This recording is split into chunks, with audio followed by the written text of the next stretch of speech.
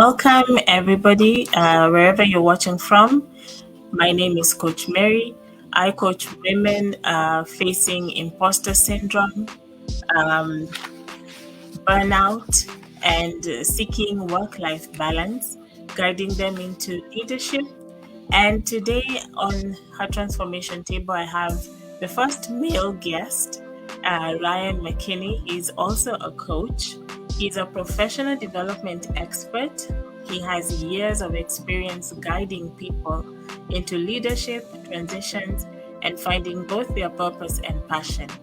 Welcome, Ryan. I don't think my introduction is good enough, so I'm going to give you the floor.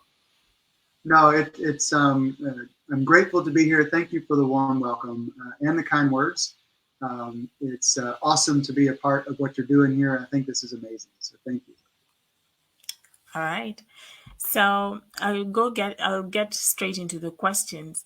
How do you know you're living your passion and your purpose? You know, I know now because I have such a great comparison to it before I actually found what I was meant to do. Uh, I can look back at my career and it can sneak up on us because um, I spent probably 15 years of my career doing really well in things that weren't connected to my passion and purpose. And I think the world kind of does that to us sometimes. It says, hey, here's something you do really well. We want to keep you doing that. And there's a book by Dr. Gay Hendrickson that he talks about that in the zone of excellence, moving into the zone of genius. In the zone of genius, I don't want to spoil the book for anybody, but that's where passion and purpose live. But a lot of times we get caught in doing the things that everybody else thinks is awesome about us, and we forget to nurture our souls, nurture our own purpose.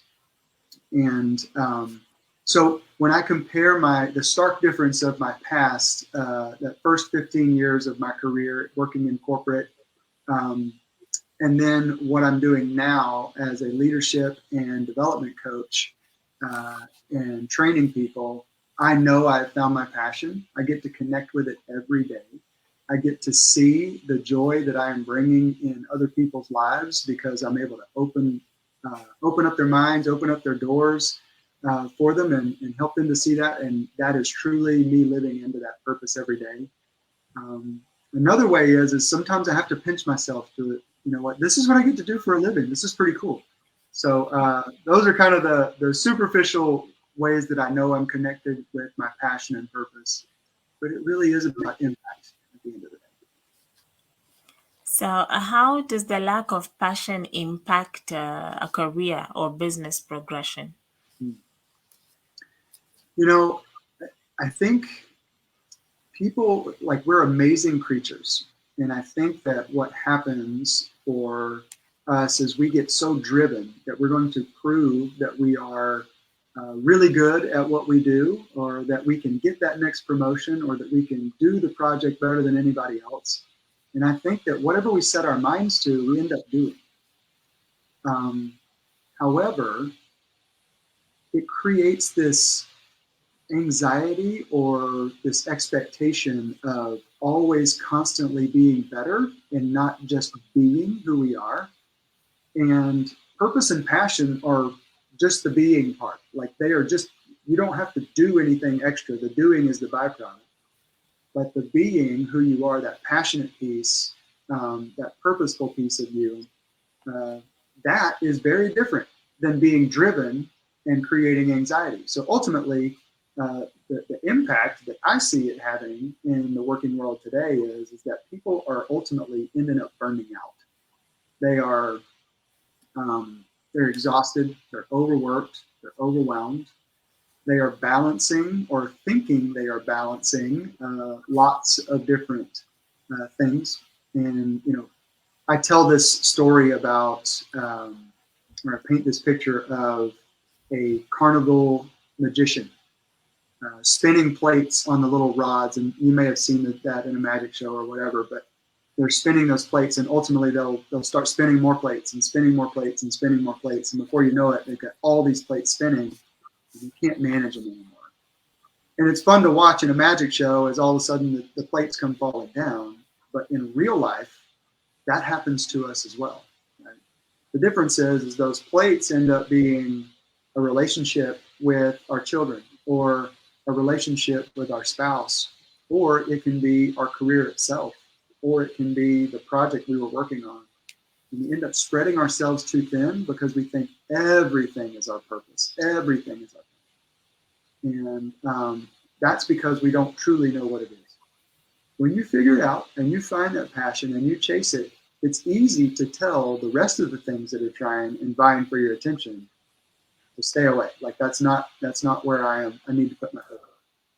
So the impact that it can have ultimately is if you are not connected to your passion and purpose in your career, you can end up being burned out easily.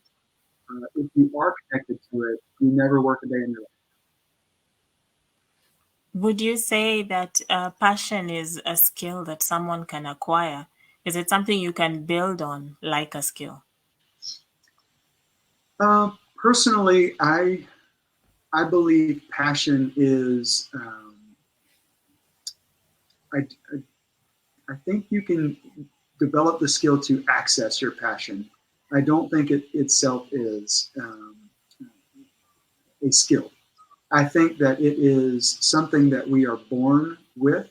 My personal belief is that we each have our own passion and imprint on us, and we take that into our lives.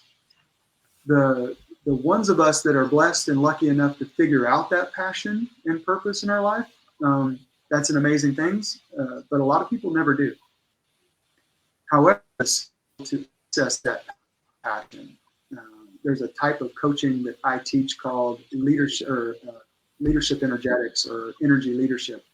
And it was developed by IPEC, which is the Institute for Professional Excellence in Coaching, and specifically developed by Bruce D. Schneider.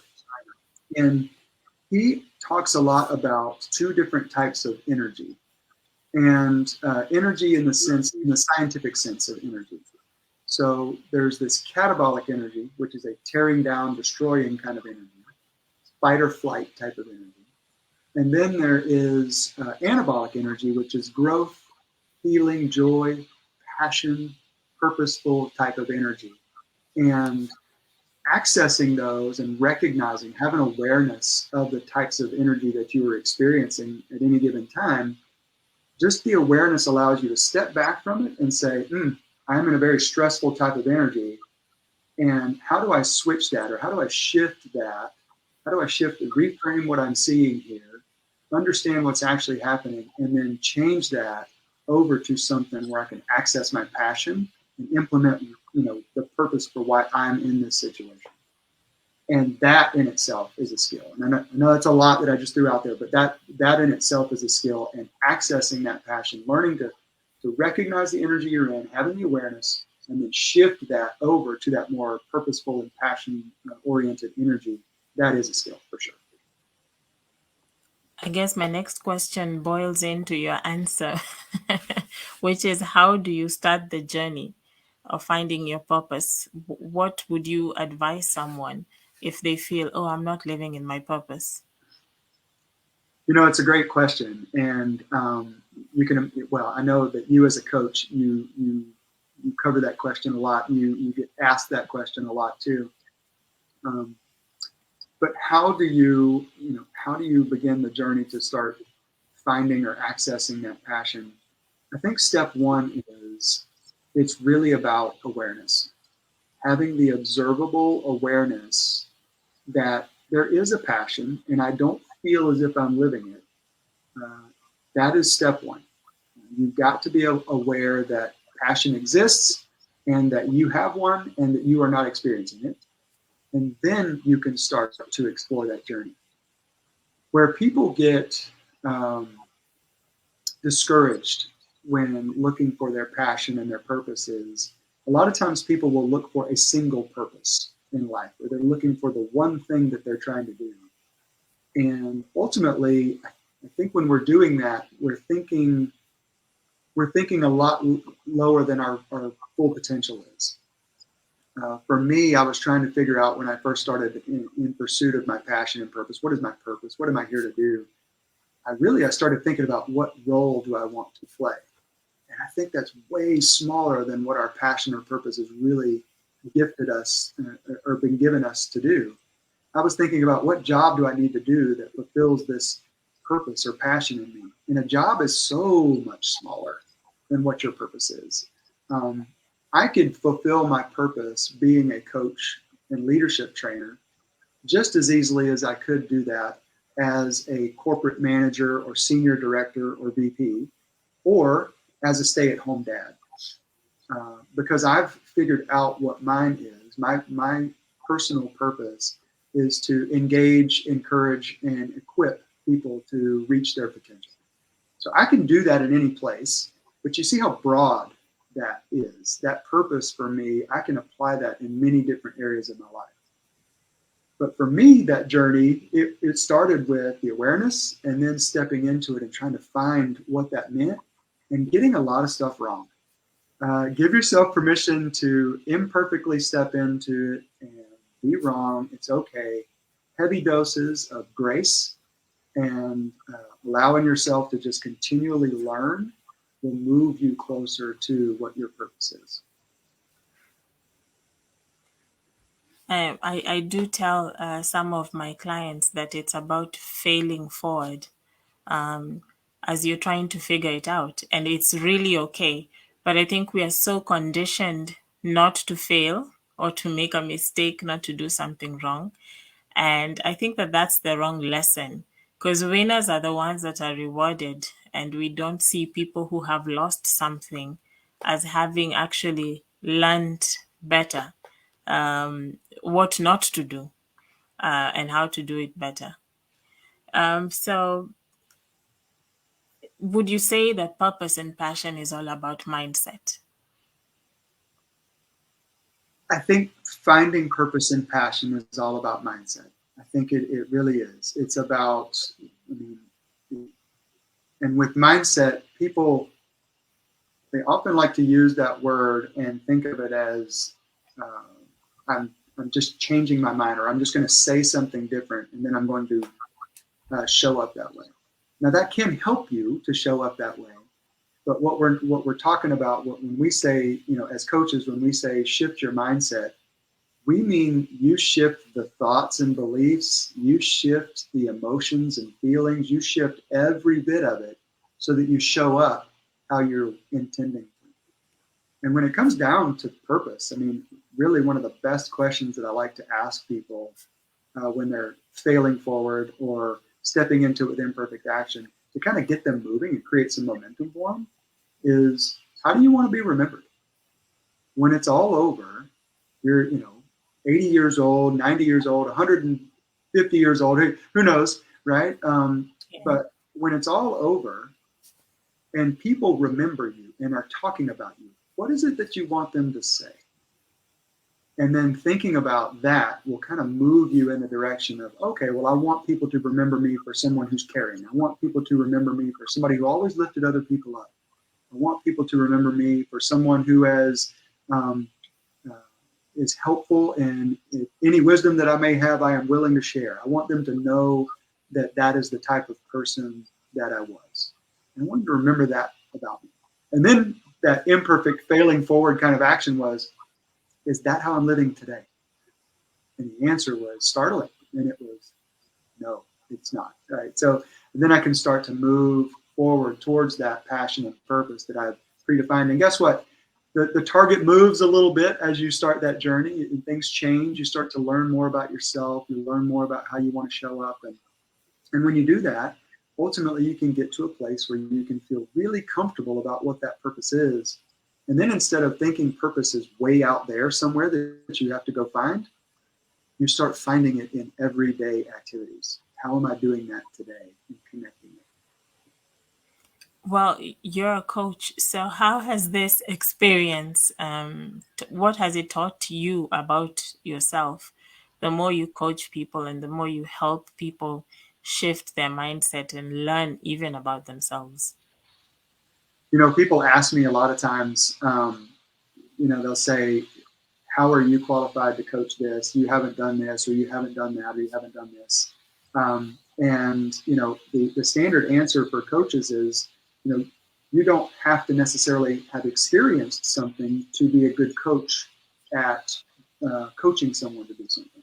In fact, there's a lot of football coaches. There's a lot of American football coaches. There's a lot of sports coaches out there that were not really great at performing in the game and may not have ever won a championship, but make great championship coaches because they're able to spot and see areas where people need improvement, know how to get there and to push them along. But my story about finding purpose and passion and sharing that with my clients and getting them to find their passion and purpose, I did learn that the hard way. So I learned, by really struggling and failing and trying to find it. And when I did, I looked back and I said, hey, these are the things that I did that made the most sense for me about connecting with my passion and purpose, finding that, and now connecting with it on a daily basis. So a lot of that for me, it came back to me being able to rely on that experience that I had at looking for it and to share that with people. What is the correlation between passion and confidence? Oh, yes. This is a really good one, right? So a couple of things. My personal belief on confidence is, I didn't come up with this, but I subscribe to this belief about confidence, is that confidence can come from two places. Confidence can come from your experience in doing something. And I tend to use lots of sports analogies, so I apologize if that is annoying to anybody. But, if you take someone, my daughter is a tennis player, and she didn't have the experience of playing tennis before she stepped onto her tennis team last year. Never played before, walked onto the tennis court and started playing tennis. That was her first experience playing tennis, and it didn't even know how to score it. So you can imagine her confidence was pretty low. Her confidence at that point in time was based on her experience level, and that is one place that our confidence can come from. Now, if you ask her about her confidence level playing tennis today, if she's been playing for a couple of years and tennis lessons and been through some tough matches and won a few and lost a few, she is much more confident stepping onto the court because she has that experience. Another place that confidence comes from is knowing that, just knowing, your mindset of confidence is knowing that whatever comes up, that you can handle it. No matter what it is, you're going to be able to handle it. That is also confidence. And that confidence comes from your passion. It comes from your purpose. If I am meant to do this, and this is something I love to do, then I know whatever happens, I can handle it. And that, I believe they are deeply connected. In fact, your passion will, that type of confidence, that second type of confidence, passion just fuels that confidence. Is there, in your experience, and in all the people that you've coached, I believe you coached both men and women, Mhm. would you say, is there a difference in how they set out to achieve their purpose and their passion? And is it a good difference? Is it a bad difference? I'll answer the last part first. I don't think things are good or bad in with respect to that. There are certainly things out there in our world that are morally bad, and like we can all discern that those they're not good things that are going on. Right? We can also discern that morally there are great things going on out there. But when it comes to someone's personal development or professional development, someone's growth, I do my best to not assign good or bad. So I don't think it's good or bad, but I definitely think there are differences between men and women when it comes to um, uh, lots of things for sure, but definitely for the pursuit of unlocking that passion, unlocking that purpose. Um, they're just different. they're not one better or worse than the other. They're just different. The approach is different. And I think that comes back to, our the differences in men and women, the creation of these two beings being, completely different, but, ultimately complementary. I think that in that way, them being different, it is it's a lot of fun to work with people on their purpose and passion. But the short answer to your question is when I work with people, if I work with a woman who is trying to discover her purpose and passion, and I work with a man who's trying to discover his purpose and passion, um, no offense to my guys, my clients out there, but women are far easier to work with. I think they are more deeply connected to that heartfelt side of the human experience. And I think as a result, they closer relate to that piece of passion. That doesn't mean that men don't. In fact, men are looking for passion and purpose,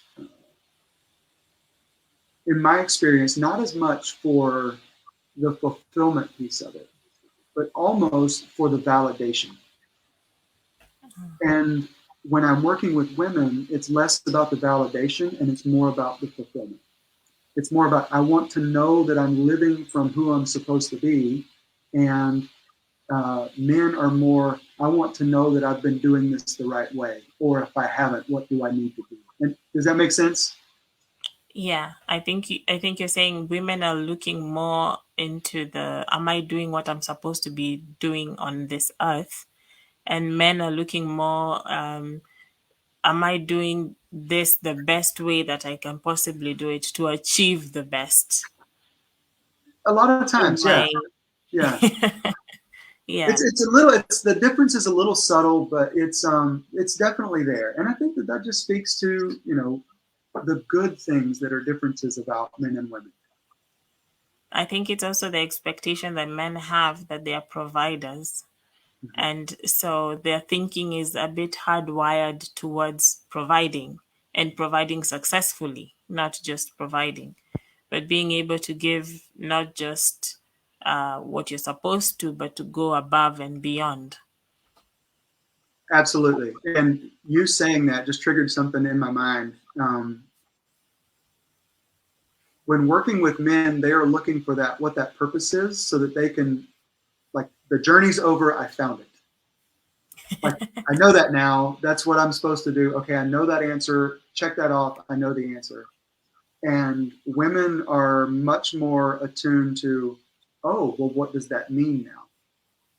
What does that mean now that I know? Yes, yeah, I can absolutely connect with that. What does that mean for me? It's like the beginning of a new journey altogether. Absolutely, Yeah. absolutely, That's very cool. interesting. How does passion and purpose help one become a good leader or a better leader? You know, there's lots of literature out there, lots of people who could much more eloquently explain that than me for sure. Simon Sinek comes to mind with ask why, start with why. I believe that a big chunk, well, a lot, let me start there. A lot of the work that I do today is I saw a need in the working world, in corporate America. There are a lot of people walking around in fight or flight type of energy. It's really about let me pound my fist on the table and tell you to get it done by 5, or it's like, oh my gosh, they're going to pound their fist on the table, I need to get this done by 5. There's a lot of that energy that floats around in the working world today, and it's conflict oriented, and it creates stress, right? I mean, let's just be call it what it is. It creates a lot of stress energy. And um, that stress energy, if you remember what I was talking about before, that's that catabolic energy. It's on this other end of the scale. And purpose is on this far end over here, this anabolic side of things, where it's growth, healing, joy, purposeful, passionate, creativity, all those things live over here on the other side. And from what I've seen in my own experience the last 20 years walking around in the working world in corporate America, is that there's a ton of that fight or flight energy. When you show up in a way that shares the passion. Hey, here's why we're doing this. Here's the purpose for what we're getting, what we're working on. People want to be a part of that. The human story, the human existence, the way that we uh, interpret what happens to us in this world is story. And something happens, and then here's what happened as a result. And if we don't know the middle part that goes on in here, we'll fill it in with what we don't know. We'll make assumptions. We'll interpret things. We'll fill in an old story for a new story, kind of thing. And when you step in as a leader and provide purpose and passion, it helps everybody on the team get aligned. And when you got alignment and everybody's kind of marching to the same drum, we're all working together and moving in the same direction, so much more gets done. But the best part is you can actually have fun, right? I mean, you're on a team where people are enjoying the camaraderie of being on a team when they feel like they're connected to why the team is doing what they're doing. And I think that is how, you know, utilizing or sharing the passion and the purpose that you have, not just your personal purpose, connect that too, for sure.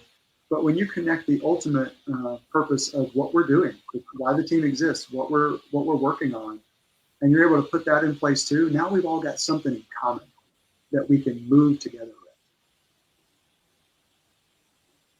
You've you've talked about leaders and leadership and stepping into it, and I've had a discussion before about quiet quitting. And I'm mostly seeing it as a struggle for people who are leading teams with in Generation Z, Mm-hmm. because they want to work from home, they don't want to work overtime, and I think they're speaking out more about the struggles that they're facing doing 9 to 5s and doing the traditional work as compared to everybody else. Like, for me, working overtime was never a surprise. I could cancel my personal plans any moment. Mm-hmm. But the younger generation, that's not going to happen. It's 5 o'clock. My shift is over. Goodbye. See you tomorrow. And that kind of attitude has led to quiet quitting. What would you advise leaders on quiet quitting, and how should they be able to handle that? Yeah, quiet quitting is probably the top struggle for leaders in the working world today. The pandemic, you and I were talking before the show started, just getting connected or whatever. But the pandemic shared with all of us, or gave all of us, the ability to see what life is like when there is more home in it. When we are not at the office for 10 hours a day. And that made a lot of sense to a lot of people. So it also showed us that we can do a lot more from home and be more connected with our families and with our personal lives. And when the pandemic happened, work-life balance took on an entirely new definition. And therefore, people who had been in the working world for a less amount of time, the Gen Z generation, um, they're like, well, why would we go back to that? That doesn't make any sense, right? I mean, uh, but as far working, 50, 60 hours a week for me was normal. Like that was just kind of what you did. And, hey, you're on salary, but it doesn't matter if your boss calls you that. So now I've learned to kind of strike that balance, no pun intended, where it is a little bit of both. But for leaders, what I would say is most of the people that have the mindset that the company owes me to get off by 5, I'm going to be here, no sooner than 8 or 9 or whatever the time is. When you have that mindset that you're only going to get out, or that you're only going to put in the bare minimum requirement of the role, I think that is partly on the person who has that mindset, and I think a lot of it resides on the leader for creating the environment where that's okay. What ends up happening is a boundary gets pushed and moved the wrong way. And ultimately, um, leaders that don't correct that boundary or demonstrate that there's two sides to it end up owning a lot more of that than they should. It is not, so let me say this, and I may be very unpopular to some of the participants watching the show, either live or on replay, but it is not your boss's responsibility for you to have work-life balance. Let that Mm. sink It is in. not your boss's responsibility for you to have work-life balance. That's correct. It is your responsibility to have work-life balance, and it is your company's um, position to create an environment where work-life balance is important. The company can create the environment where work-life balance is important, but I don't want my company telling me how much time I need to spend at my house. I don't want my company dictating to me what work-life balance looks like. That is my choice. And if it is my choice, that choice also comes with some very hefty responsibility that says I don't get to blame anybody else if my work-life balance is not good. Now, if a company puts in some restrictions or tells you you're going to work every night until 10 o'clock and you got there at 8, and yes, I can call you at midnight or I can call you at 3 a.m. in the morning, you still have a choice. And I implore you to exercise your choice and find a new place that does honor creating a space for work-life balance. But there's a lot of responsibility and ownership that is shifting with respect to the pandemic.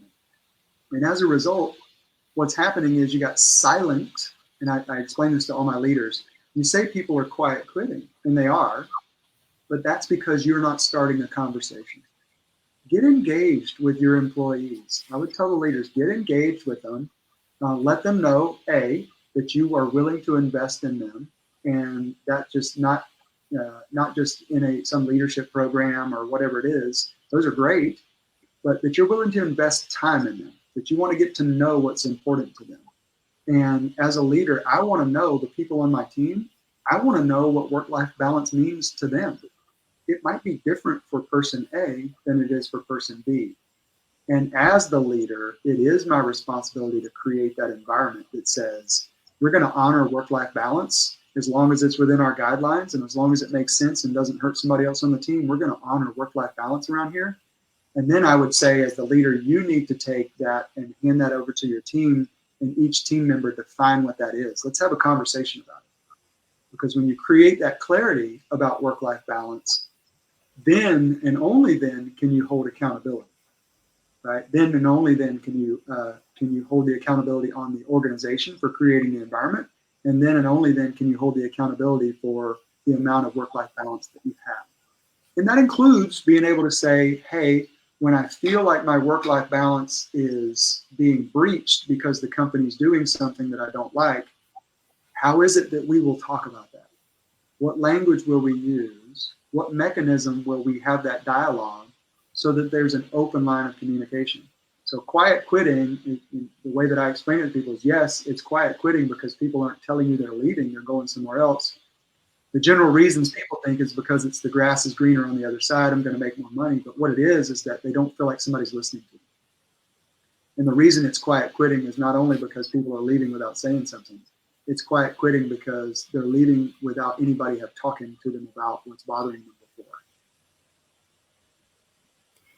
So, what would be your definition, or what is your idea of work-life balance? So for me, I teach a couple of different, I call them buckets, but the different buckets that you put some of this balance into. And I have three that I teach people to pay attention to. If somebody has a fourth one, that's okay with me. If they only have two, that's okay with me. But the way that I say, hey, just use this framework, and if it works for you, great. But ultimately, bucket number one is you.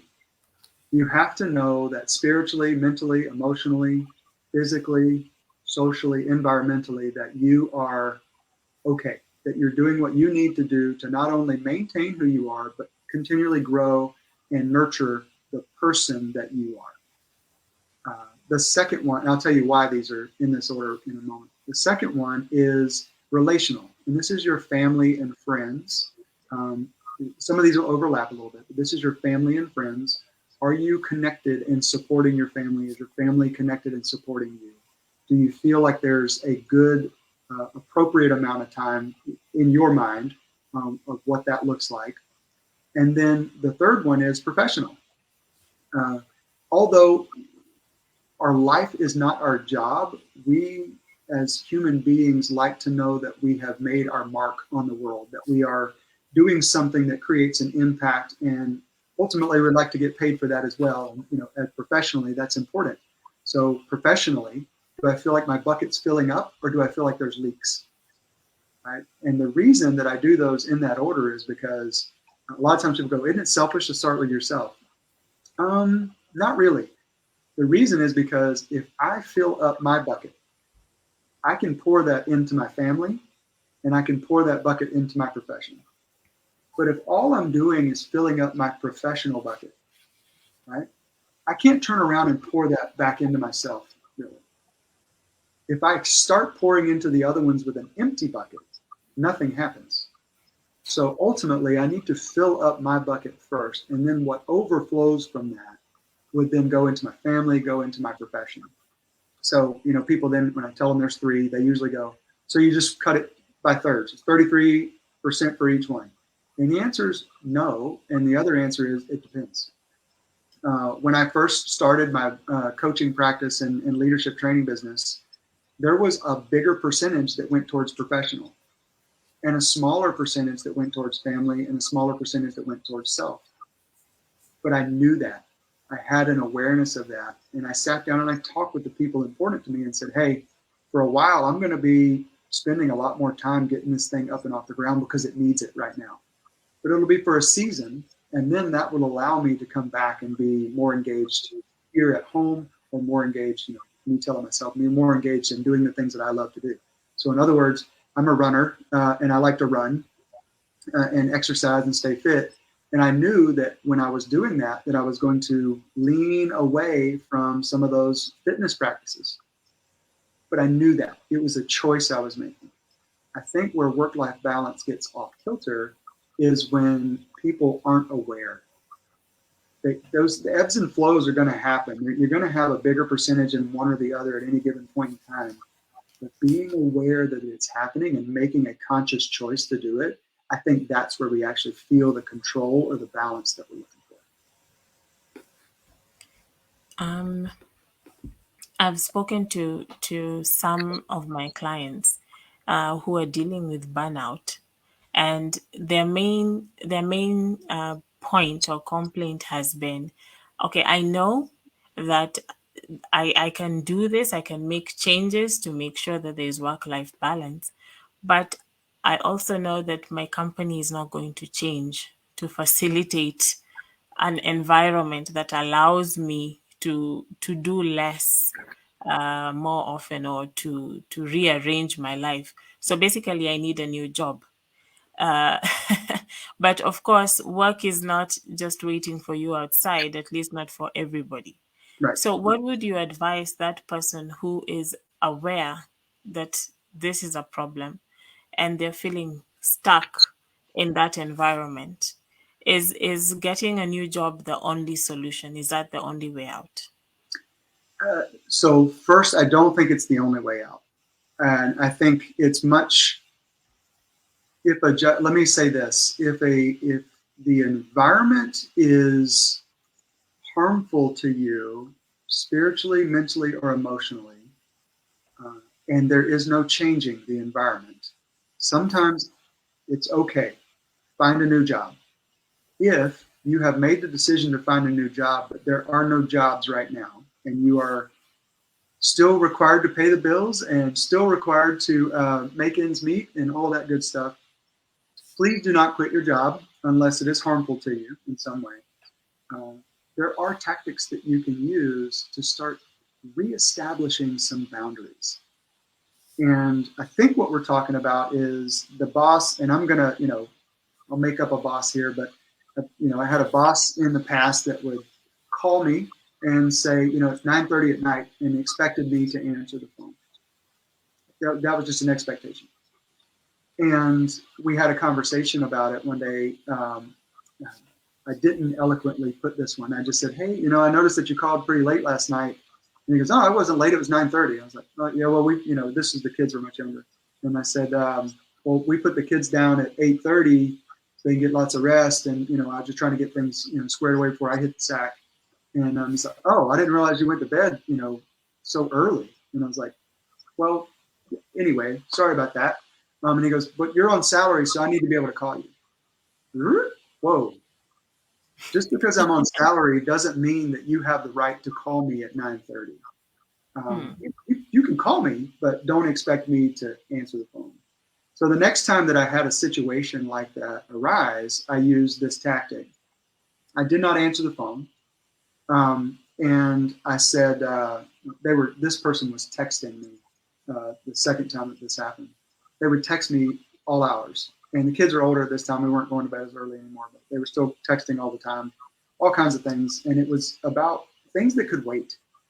But ultimately what was happening is they were sitting there on their phone. They had a great idea and they didn't want to lose the idea. So they would just tell me. And then I was intended to jump up and kind of write it down, make sure that we didn't lose the concept. So I didn't answer the text right away. The next day I said, hey, I saw where you text me. It's a great idea that you had. Let's do something about it. And ultimately there's like, well, how come you didn't text me back last night? I mean, we could have worked on this thing. And I was like, well, I'm not going to answer texts after 8:30 in order to create some, distance for me from work and everything else, and make sure I'm paying attention to my family. I take my phone and I put it in the other room at about 8:30 and I don't answer anything till the next day. Oh, well, what if there's an emergency? And all I said was there? And that was it. Like, if there was an emergency, people can get a hold of me. But I'm thinking to myself, and they had to think to themselves, what emergency would have, had come up between boss and employee that needed medical attention or something like that at that point in time? And by doing that, I was able to recreate that boundary that says, I don't answer the phone after 8:30, or I don't respond to texts. And then what I started doing more recently is I would let people know, hey, text me whenever you want. As soon as I see it and I'm able to reply, I'll get back to you. And if that's not good enough for them, then you've got to start having the conversation about what are the true boundaries? What are the expectations here? And sometimes you may have to live into that for a short period of time until you do find something else. But if you see things aren't going to change and you've tried, your next best bet is probably to find something different. Find something that honors you. And most of the time, when you reset that boundary and you do it gently enough, now you've reset that boundary and people know that, oh, that person doesn't take calls after 8:30. Okay, cool. Are you going to miss an opportunity? Are you going to miss a promotion? And I've had people ask me that question as clients. And I would tell you, if you miss a promotion because you don't answer a text after a certain time at night, you don't want that job.